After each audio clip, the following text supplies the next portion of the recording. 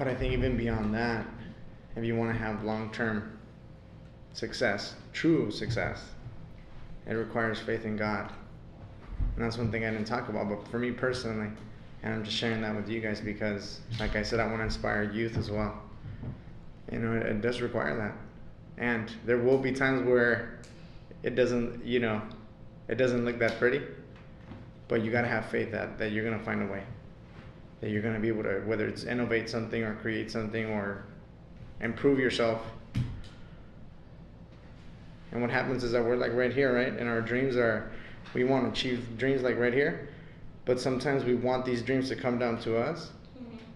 And what really happens is that we have to stretch and grow up to the dream. And that's where the pain is. And the stretching of your, of your capacity, of your self-esteem, of everything.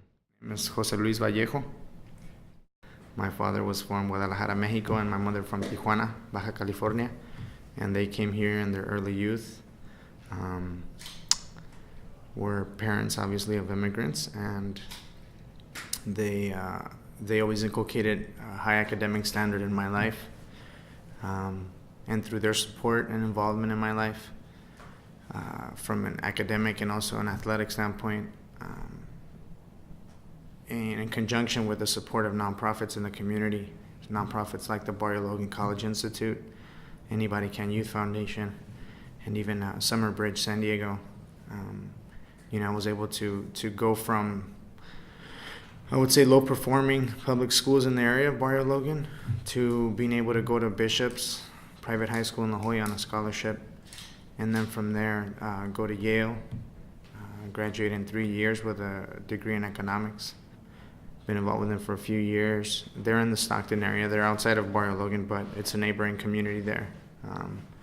They suffer of the same social ills that Barrio Logan suffers of: low economic, low household incomes, low access to good foods and nutrition, low access to well-paying jobs, and in many instances, low academic standards, which is changing though. In many respects, thanks to nonprofits, thanks to schools like King Chavez, thanks to the Barrio Logan College Institute. We're setting standards for our kids and higher expectations, and our kids are meeting those expectations. And I think that's the biggest benefit. I'm involved with BLCI because that was a nonprofit that contributed to my academic achievement, and I want to see it molded into something greater and bigger that can go to other neighborhoods. We opened up our second site now in Chula Vista, which is another area that's very needy of these types of college prep services for not only Hispanic youth but multicultural youth in that area.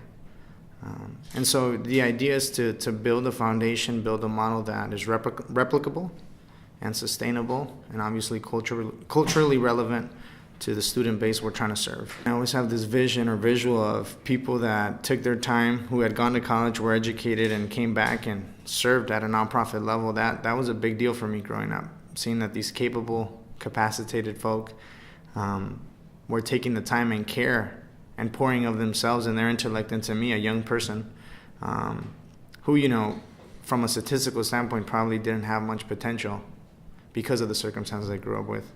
But they took the time to instruct me and push me and motivate me and help me develop that grit that's necessary, to dream big and to work hard. I think those are the two biggest things. And they believed they had gone through similar situations. They were the first in their family to go to college. And so they knew it was possible, and they believed. And I think that same principle and value they were able to impart in me, at least. And now I feel the same obligation. Now, how well I do that is debatable, but I think even to the extent of being able to serve as a representation of that possibility, I think is important, especially for our minority youth and disenfranchised youth, because they don't have many role models that they can aspire to be like, at least not relevant ones. It's usually in the history books or in newspapers.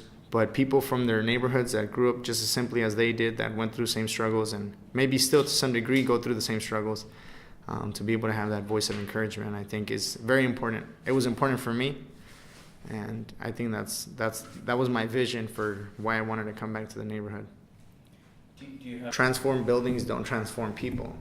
Transform people transform neighborhoods.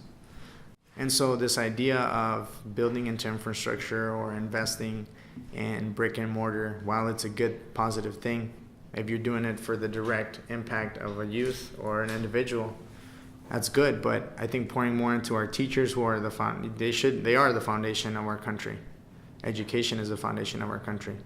And I think we, to some degree, we have our priorities mixed up from a financial stake as a country. And that seems like it's changing to some degree, but all this cross-current political squabble of, what we should be doing right now is taking away our attention, has taken away our attention from investing in our future, which is our youth.